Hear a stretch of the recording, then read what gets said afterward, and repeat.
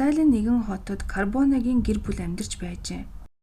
Эхнэр нөхөр хоёр бие биендээ хайртай боловч тэд хүүхэдгүй байв. Нөхөр нь хичээнгүй байсан боловч ажил амьдрал нь урагшлахгүй байв. 1897 онд Карбоне гудамжны зураачийн зурсан циган бүсгүйн хөрөг зураг харжээ. Хөрөг түүнд их таалагдаж тэр зургийг эхнэртээ бэлгэнд авсан байна. Удалгүй түүний ажил урагшлаж, ялимгүй жижиг 8 чих ашиг өгч тэр баяжсан. Тэр үеийн эмч нар түүний эхнэрийг үргүү гэж байсан боловч эхнэр нь ихэр хүүхэд төрүүлжээ. Тухайн үед Карбонагийн гэр бүл аз жаргал авчирдаг зураг худалдан авснаа мэдээгүй гин. Циган бүсгүйн зураг 19 дугаар зууны үл таних зураачийн бүтээл ба онц гойд сууд бүтээл биш ажээ. Тэр үедээ ийм зураг илбэг байсан. Анх хөрөг зургийн шидэд чанар Карбонагийн гэр бүл гэртээ засвар хийхээр гэрээ суллахад санамсаргүй мэдрэгцэн гин.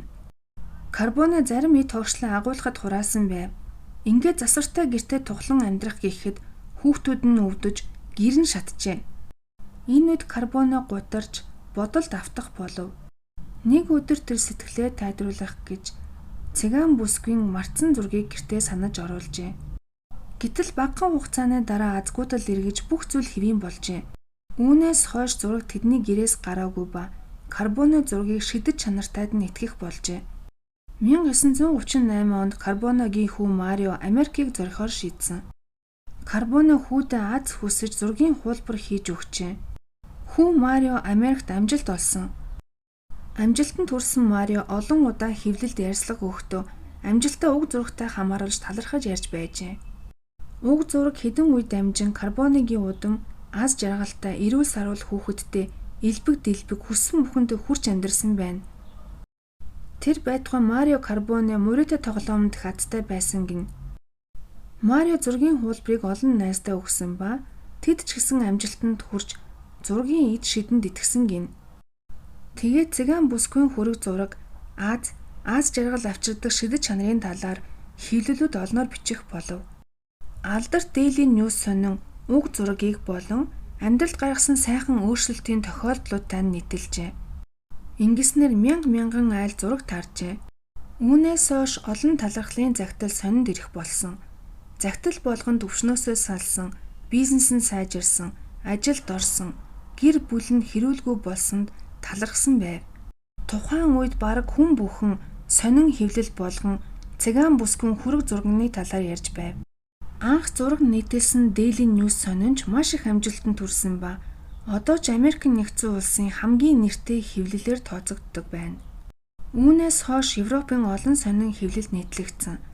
Интернет хөгжснөөр интернетэд уг зураг тавьсан сайт пэйжүүд амжилтанд хүрсэн гэсэн яриач байдаг.